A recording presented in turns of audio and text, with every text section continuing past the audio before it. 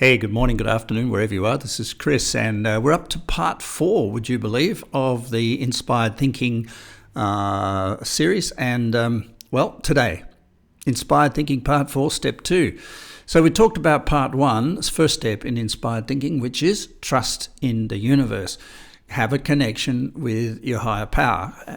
And if you haven't got that, Inspired Thinking is not possible. Not possible. Impossible, because you need to trust something. You need to trust that you are guided. You need to trust that you are connected to something bigger than yourself, that there's a power greater than you, and that what happens to you is meant to be there, and that everything that happens to you, you can deal with, because the universe would never give you something you couldn't handle. So that was the first point, and we mentioned it in the last video. If you haven't watched it, it's good to go back. The second thing we mentioned about that higher power is that it doesn't come in voices, it comes in images. And so when we receive a message from our higher power, when we receive guidance or a connection, it's not by, "Hey Chris, how are you today?" Or it's, "Oh God, please help me, I'm really in trouble." No. The communication doesn't take place like that. It takes place in images. So it's really important once or twice a day to sit down by yourself somewhere and get a connection to, as I do, to nature, which is what I believe the universe connects to me through, but other people will have different impressions of it, and I think that's a freedom to believe what you want to believe, but you better believe something, because there's order in the chaos, and we do have a higher power of some description, and it's really kind of like cool once or twice a day to connect to that and get images and pictures. In a simple language, it means inspiration, inspired thinking. Rule number 1, look up, but not with your eyes. Rule number 2 of inspired thinking is wake up inspired. And this is a really important thing to acknowledge, that tomorrow hasn't been touched yet. We have the opportunity to wake inspired. The principles around waking inspired every morning are: 1, plan tomorrow. Know what you're going to do tomorrow. Know what's going to fill the day tomorrow.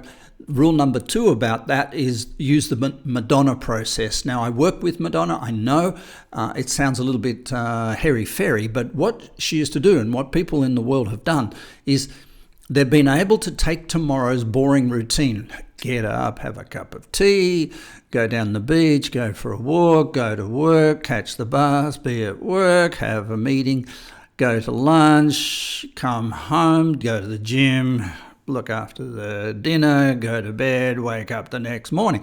They've been able to take that and turn it into go and find a connection to the universe on the sand in the morning. Nourish myself with a beautiful breakfast in the morning. Connect with the sunlight when it comes up. Have some nourishing, beautiful, gorgeous, stimulating coffee. Go and meet with some like-minded people and stimulate or inspire the world. Change the planet. Make people happy. Lunchtime, go for a walk. Connect with nature. Really touch my own soul. Feel part of the biophilia of life, etc., etc. What we're doing in there is basically spinning tomorrow so that it sounds like a beautiful day. Now, a good example of this is if tomorrow was your birthday, if it was Valentine's Day, if it was the start of a new job, if you're going to have great sex in the middle of the afternoon, if you're going to attend the Golden Globes and win an award or attend the Olympics, tomorrow would be an amazing looking day.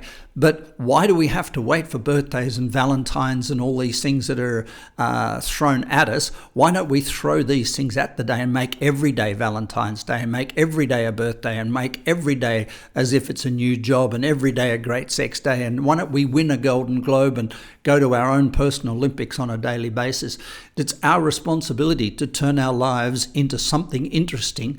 The most important time to do it, however, is the day before, because tomorrow hasn't been touched yet. So it's our decision how tomorrow looks, and it's really good to have imagery of how we would love to approach the day tomorrow. We love to connect with nature, we love to do some sport. What we don't want is in this image, which is the old days of how to heal a broken heart. No, it was how to fix asthma. And as you can see, somebody got the job of blowing smoke up somebody's bum.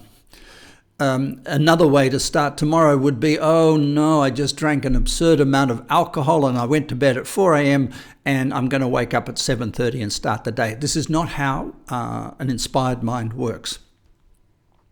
We start the day with joy. We start the day with celebration. And what you can remember clearly is what you eat today will influence tomorrow. So nothing affects tomorrow more than what you do today. So we're going to ban, in inspired thinking, we ban presenteeism. Now, you've heard of absenteeism. It's when people don't come to work. Well, presenteeism is when they do come to work, but they're not there. Or when they do come home and they're not there. Or when they do go for a walk or to a restaurant, but they're not there. Why aren't they not there? Worry, anxiety, insecurity about the future, unable to stop their emotions rattling around in their brain about something that happened 5 minutes ago.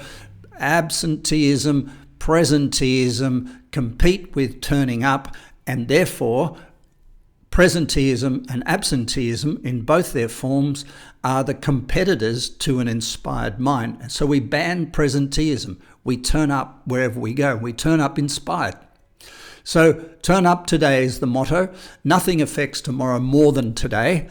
And here's some imagery around some people who had altitude sickness, and some cases maybe attitude sickness, I'd say more often than not.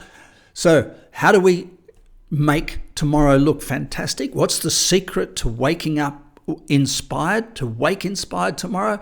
The secret, the motto is never stop exploring. Never stop exploring. Make tomorrow an opportunity to explore the future. So a little story to finish this off with. In the course of my life, I've had 4 businesses fail. I've lost my money twice. I've been married more than 4 times. And I've had 2 almost life-threatening illnesses. But guess what? I've been married 5 times. Fall down 4, get up 5. I've had 4 businesses fail or struggle, and I've made 8 businesses survive. I've had 2 life-threatening incidents with my health, and I had 25,000 life-affirming incidents with my health. You know, fall down 4, get up 5, fall down 8, get up 9. Never stop exploring. It's the key to waking up inspired every single day of your life. I believe that the universe throws you a lifeline when you need it. It never gives you anything you can't handle, and whatever it is you're frightened of, it's really good to process that. Get through it so you do enter tomorrow as if tomorrow is a brand new day, because nothing has impacted tomorrow yet. It's a brand new day. So wake inspired is the second step to inspired thinking. This is Chris. Have a beautiful day. Bye for now.